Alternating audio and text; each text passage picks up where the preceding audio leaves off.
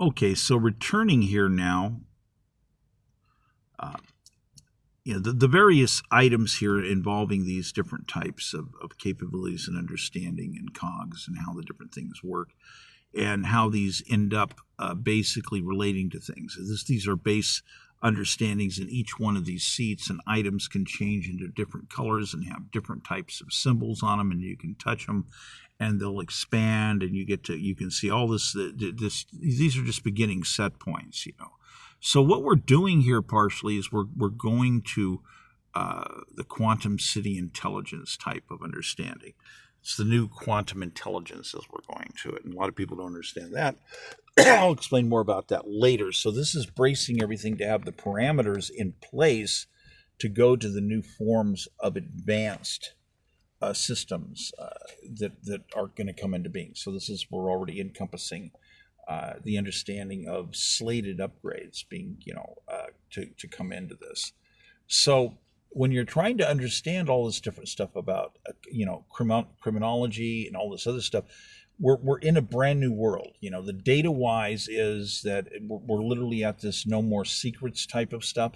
So we have this huge problem. We have basically foreign instruments that are a problem that are negatively affecting our elections. And it's been a long time that they've been doing this. And, you have a lot of people that are in desperation.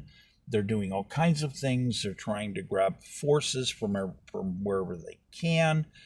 You have a whole bunch of people that they're into their own personal memeism, and some people don't even know what that is. And they don't care. They have no true national pride, national commitment. They're only committed to themselves. And we have a lot of people out there that in life they'll say, well, we're forced into survival mode. And this is because a lot of people don't understand how they've been getting ripped off.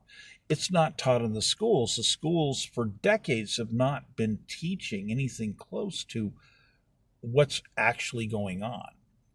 Who the guilty parties are, how it actually works, what your actual stimulus options are in life, how to succeed.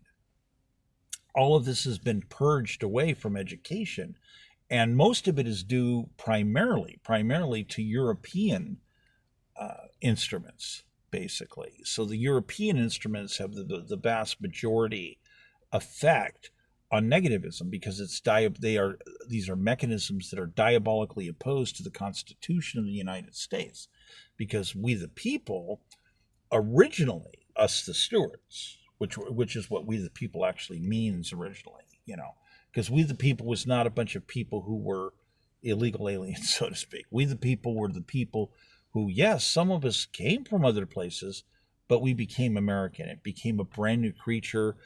There was a lot of talk and development on how we work colonial communities into a form of colonial constitutional capitalism. So it's colonial capitalism coming up with a new constitutional adherence, so to speak. So a lot of it has to do with how money works, and people do not know how money works. They don't understand how money works. They have no idea how treasuries work. They don't know about lands. So we have all these people that are being cheated out of their land rights. They're being cheated out of their treasury rights, and they don't have a clue. And this is part of the original core of colonial constitutional capitalism, because the idea was we're going to make an extra mechanism. We the stewards refuse to sacrifice anything. We're not sacrificing our right to militia, our right to bear arms, and if you're going to be running militias, you might have to run courts to keep things disciplined. You have the right to do certain things, but here's the thing. You don't want to spend all your time running a militia all the time, okay? If you're big, you need a certain amount of personal security forces, okay, yeah. But you don't want to waste all your time. So the idea was to create these extra mechanisms. So there's a lot of negotiating, and people are not understanding. We're on Constitution number five, and it's not exactly valid. That's another understanding about that. We'll explain that more at a later time because of the Civil War factor and the default back. See, Basically, we catered to other people and we diluted a previous set of documents and agreements to cater to other people, basically, to cater to other people. So we'd be stronger against the British and have more allies.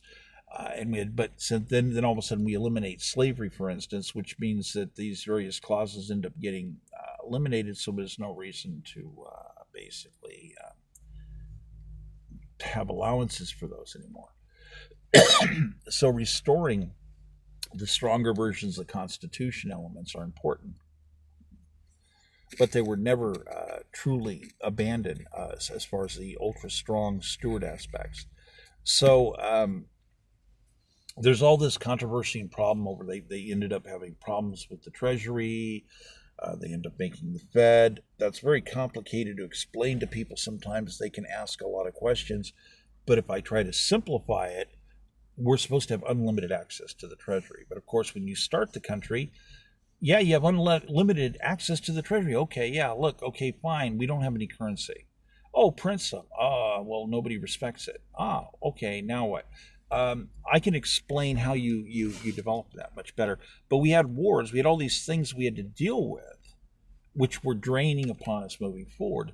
The British were extremely upset when we said, by the way, you cannot appraise our newly built assets anymore, our new houses that we're building, and use it as justification in accounting to print more notes. In fact, you can't use any territory. We're taking it all. Snatch all the assets we took away from the British. Okay? And people are just not getting it. That's what the justification for a lot of currency was. But the British were clever on how to do a lot of stabilizing factors, and I'll explain a lot more how they did that later. That's East Indies Styles Company stuff, which we're supposed to be doing also.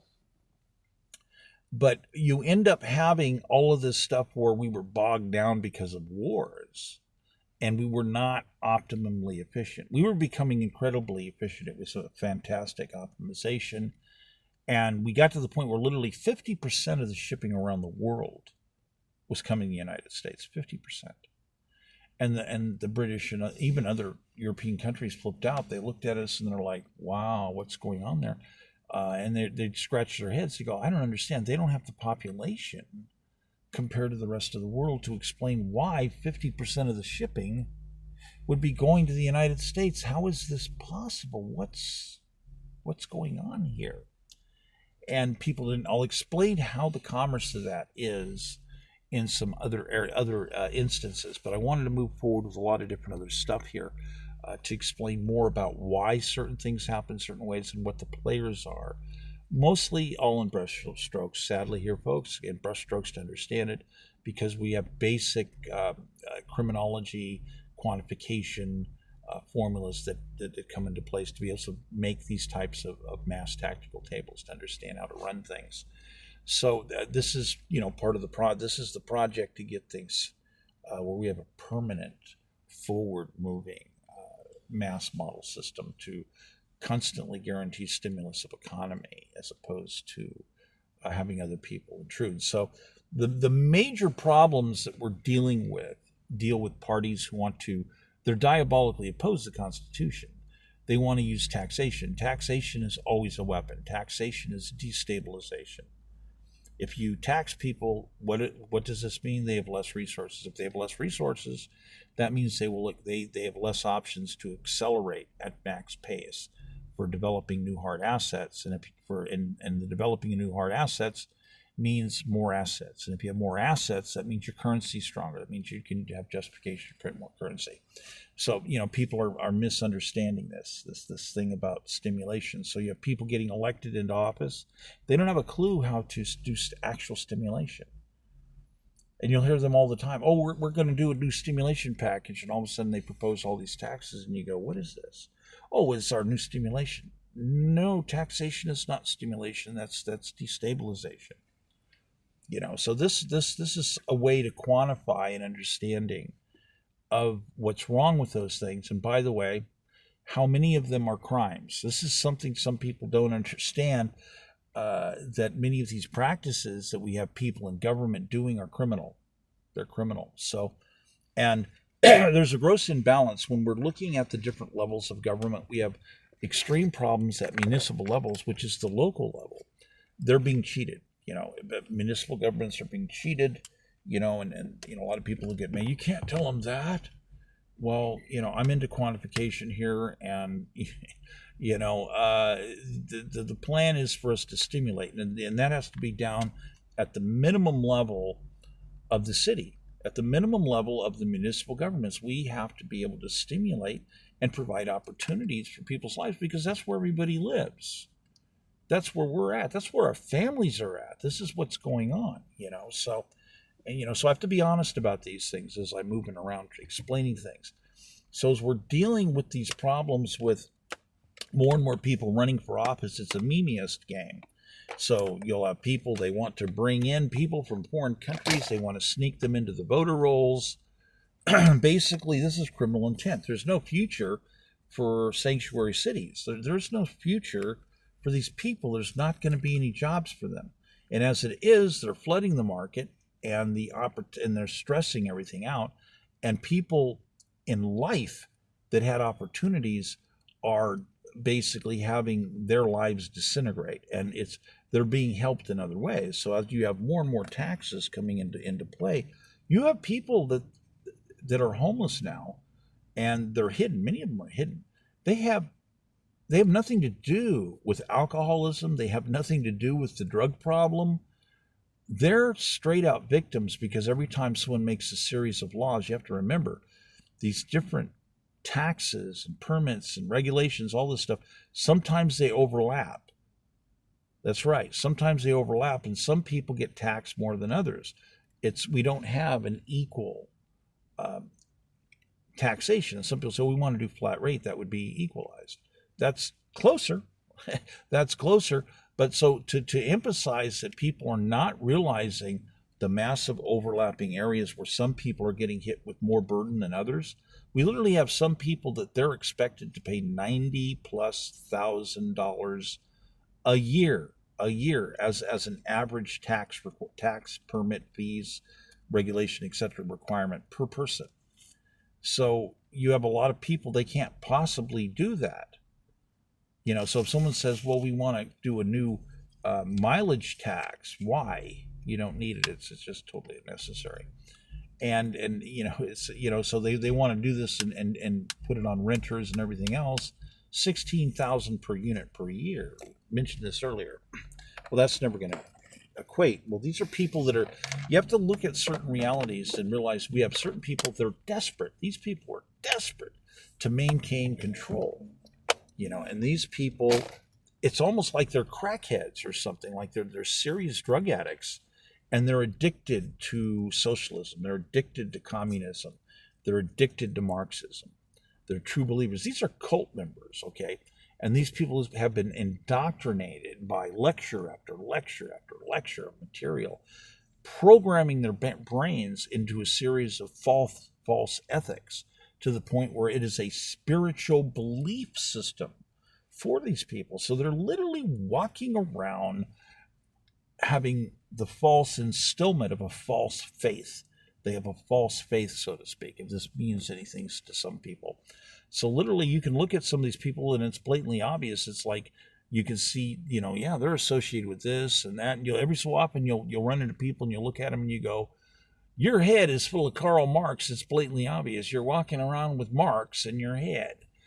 No joke here. No joke here. So, basically some people will get what I'm talking about. Other people won't. Now, restoring education. Yes, obviously this is part of it, by the way. A criteria for any type of full economic modeling with cities, you have to also make sure that you don't have anybody using propaganda any place. They can't use it on your children's brains. They can't do anything to be against stimulus. See, if you're doing, this is all based on colonial constitutional capitalism. This is the proper constitutional engine, is what I'm working with. And many places they won't do this. See, just try to get an AI and say, I need verbatim an exact copy of the Constitution of the United States, which you're going to look at some of the words, it's going to be in Old English. Can't do it. They can't do it. They don't know how to do it. So What's wrong with it is it has all this other academic material that's been placed into it. Where does it come from? It's a foreign instrument problem. And the foreign instrument problem has been mass infiltrations for many, many decades. We're talking, you can go back to about 1840 when it starts, and it moves forward, and it spreads more around the world. And there's all these different facets to it. It's all falsities. It's all diabolically opposing the Constitution. And what people try to lean on is say, well, the Constitution says this, and they're misunderstanding the area of tolerance. Oh, well, you can believe anything. Well, no, you cannot believe that running around and slashing 20 people's throat a day for kicks is an okay thing. No, that doesn't work. And there's a lot more to it. You can't do demographic attack items and create taxes where you're literally committing genocide. And that's what we're seeing. Like California is the classic example. We're looking at genocide all over the place. It's absolute insanity. And to step back from it, you can go agrarian, you can go to these different areas where people are very strict with their culture, you all over the place, and they could tell you things about stuff.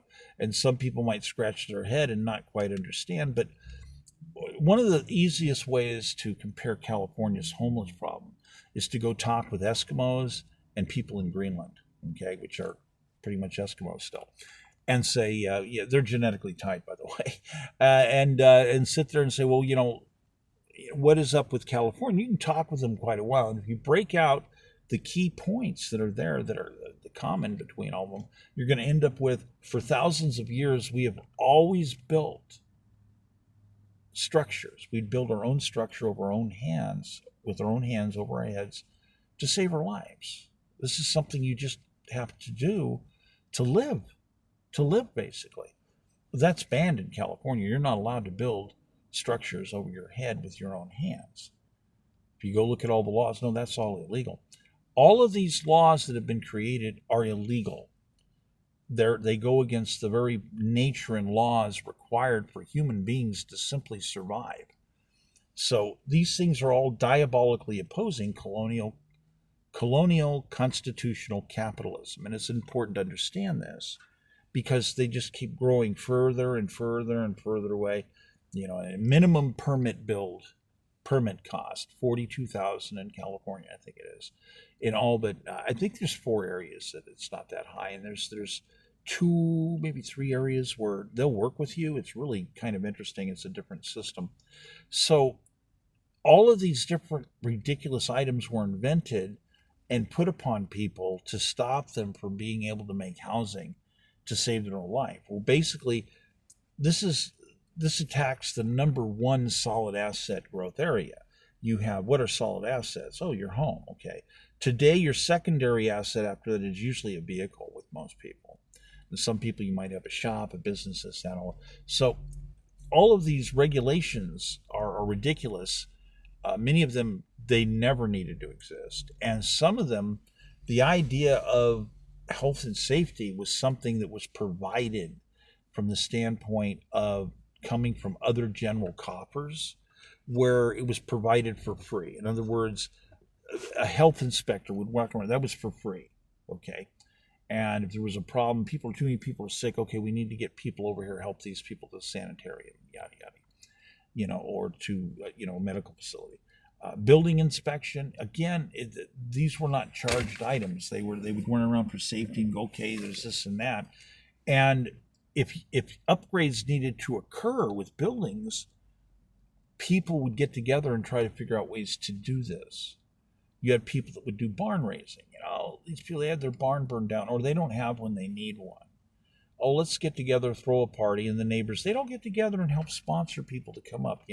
They may not be as healthy, or they're older, or whatever it is. They would help people up to help get them going. And there'd be all these different deals that people would make along the way, and all these creative trades and all this stuff. This is about using whatever resources are there to maximize what? Hard asset generation. And see, this is what's supposed to be the focus, to be able to get people going even if they don't have resources. People naturally try to do this all the time, but you have all these laws that'll say, no, we can't allow you to use salvaged lumber. No, you can't do this. No, you can't do that. And it just makes no sense. A lot of this stuff just makes no sense. It's ridiculous. And we don't have the right type of programs in place to get things going. And the way to do this is you have to restore the treasury, you have to restore lands. And a lot of people, you restore lands, they're in the city, they have no idea, they don't care about that. They're like, all we want to do is go uptown and jack the rich folks, and that will fix our little tiny problems so that we can, life will be smoother to go through. That's actually insanity. That's asking the wrong way to address a situation that says, by the way, there's a situation here and we really do have some people in need. Well, again, we end up having stuff that's the wrong way. And a lot of people will say, yeah, we understand that. First of all, stop bringing all these people into the country. They're not going to have a future. And let's take care of our own people first that are already here. We have all these problems with our own people and we need to fix this. There's a lot of ways to fix this, but again, people don't want to address that. A lot of people don't want to address it. And a lot of it is because people don't understand how to address it. The reason they don't understand how to address it is the poisoning in the scholastic system. So when you have mass spying that's occurred from Russia into the United States, and they've maintained a variant anywhere from 10,000 to 70,000 paid spies at any given time, in any given year since like 1920 in the United States, doing all kinds of things, having people get in and get jobs, and put paperwork in, invent false identities. Literally, there's all kinds of false identity stuff that the Russians have been doing for many, many decades. There's all kinds of people that there are birth certificates for people that were actually never born, but they look completely legitimate, and nobody knows that they were placed there. And all kinds of stuff where records have been inserted into various areas. And this has been done by the Russians. They still do it technically. And so it's a problem. And it's connected to a whole lot of criminal activity connected to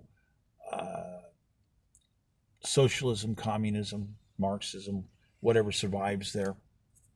So, and today you have people that are saying that they're democratic socialist. Well, democratic socialism means that you're not committed to colonial constitutional capitalism. That's a problem. That means that you're basically diabolically opposed to the Constitution. So we have to get back to the understanding. You can't claim that you're loyal to the Constitution and then claim that your belief systems are so far out of spec that you're diabolically opposing the Constitution. Because it's a very easy read, and in order, we established this Constitution in order to promote the general welfare. And people, what's that? Welfare in that context means financial wellness while creating an environment that is considered almost like a fairground of economic opportunity, where it would both be people trading fairly and widely, and there would be, so this is a condensed, by the way, that's a compressed version of the other documents and materials, the Stewart's documents that many people still don't understand about, and there's a lot of them. There's some of them that are still hidden, by the way.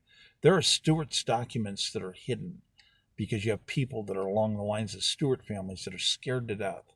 They're afraid of being murdered by people who are diabolical opposition to the Constitution. And this is something that's really interesting to realize, that you still have people that have secret archives, and they're all over the place. And you have people that they want to destroy archives. And when you see the types of policies that communists invent to destroy, they get into government and they want to do things and destroy archives. They want to get in and tax things that can't be taxed. You can't tax nonprofits. Somebody who has a church or somebody who has an archive, you can't tax them. They're already doing their part for the most part, usually sacrificing, not making as much money as they could to end up providing something that becomes a resource in some way, some area. Churches, you have daycare, sometimes a sponsor, you have all these different things that communities do. And we have people that are just diabolically, in California, they're diabolically opposed to churches. They're diabolically opposed to almost any other type of organization. And they want to endlessly keep involving themselves in different types of criminal acts. So the increase in the criminology factor is literally amazing. When we're talking about the different types of economic crime that has been occurring respective to these various people that are basically either foreign instruments or they're programmed by foreign instruments. You're talking about European foreign instruments for the most part. Okay, now, so the thing is that as you have all of these foreign instruments, they ruined education. They're literally training people to do stuff that diabolically opposes the Constitution. Yet they're trying to claim it's the proper way. No, it's not the proper way. So we have all these people that are teaching the wrong stuff. So you have all these people that are learning techniques and management of government that are illegal. They're totally, completely illegal. They're not constitutional. Yet we're not policing the university system respective to stopping them from doing this. So, and as things move forward, as animation, robotics, and AI is moving in, you have more and more people that are becoming desperate to do things. You also have people that they've been using mass demographic attacks so long, they've destabilized vast areas around the country. They've destroyed the middle class almost completely. And people will talk about greed, this and that, and this and that. And it's like, sit down. I could sit down with every one of them and say, okay, what stimulus programs did you come up with and propose? And their jaw drops and they look sideways and they're just dumbfounded. They have no idea. They're just dumbfounded. I said, wait a minute, you didn't promote new financial wellness programs? Stimulus, hard asset creation? And they'll say, oh, well, we wanted to help people buy a stick-built home. You're trying to help people buy something retail at what's wrong with, why are you cutting out basic carpentry? So this is crucial. The education, they're cutting out basic carpentry. Why did they remove basic carpentry from education to begin with? There's no excuse to do that. It's one of the original cogs of colonial constitutional capitalism. It's a natural, inherent, basically it's a mandatory staple of survival. Build structures with your own home, with your own hands, to save your life from the elements. It's a standardization. Yet we have these other people, they want nothing to do with that. So you have to understand, are these people mentally ill? What is wrong with people that would come in with these series of packages of philosophies trying to manage people's lives and eliminate opportunity? It's the intent. Repeatedly, when you look at the, basically what we're doing with the economic criminology aspect systems is we're dealing with understandings of not just cities, but rural areas too. So as we deal with rural areas, all kinds of development, it's a standard symmetry logic set, and it's based on constitutional practices. So all of this false governance stuff that's illegal, that has infused itself into government, has to be removed. We have to get it all removed. We have to get it all out of the school systems. We have to get it out of the universities. And people go, well, what do you do about Marxism and communism? So, well, those become part of criminology. Those are sub-courses in criminology, because you can't have people, you got 300 million dead people connected to Royal German Empire, Marxism, communism, and socialism. just that right there, you've got 300 million dead people. And they're all in denial. They'll constantly try to write up, oh, there's no proof of that. Oh, there's no proof of that. Really? Did you ever research all these people that claim there's no proof of this and that? It's amazing how many of them are socialists. Hey, wait a minute. You're saying there's no proof of that, but you're one of them. Wait a minute. You're tainted. Let's go by your criteria. What do your notes look like? It's just like, wow, well, we couldn't find this information and that information. Well, you're associated with these people, these people, these people, and these people. Well, yeah, okay. These people are connected to these other people. You're in a breach situation. You can't even hold a security clearance. You can't get certain information from certain other people. They're not going to share it with you. And then you're talking about other areas where certain things were considered trade secrets, and they're not working with those again. So you go, well, what are you working? Let's see your report card. What's your structure? Let's look at your mass report card. How are you full scope? Well, what is your full scope roundedness? And you look at the report cards, it's like you're lacking all these capabilities. You're not even capable of studying whether or not something's real or not real. We did this study and this is not real. You don't have the full scope capability to study it properly. So, you trace back all these people. So, well, who did you learn under? Who told you that? Who told you that? You believe that? Well, who told you that? Okay, this other thing. Okay, well, who told you that as well? Where does it trace back to? Who'd you learn under? Oh, these people. Oh, you go to those other people. Well, who did you people learn under? Oh, well, I learned it. And the funny thing is you trace back a lot of this BS, and it leads right back to European instrument. Boom, right back there. So it's like, well, what's going on here? So you have the questionability of all the origin of development that has the slow poisoning that's got into everything. So the great purge that has to occur to bring back, to do the reset and bring back the purity of colonial constitutional capitalism with its most updated version, is what we have to do for our cities. This is what we have to do. And this deals with long-term intelligence understanding. And we have a lot of people, there's all these people that got government jobs that are very unionized. Many of them are socialist, and then they're involved in spy exercises and blacklisting exercises, blacklisting people's lives. They're ignoring true data of facts and disqualifying things. These people are enemies.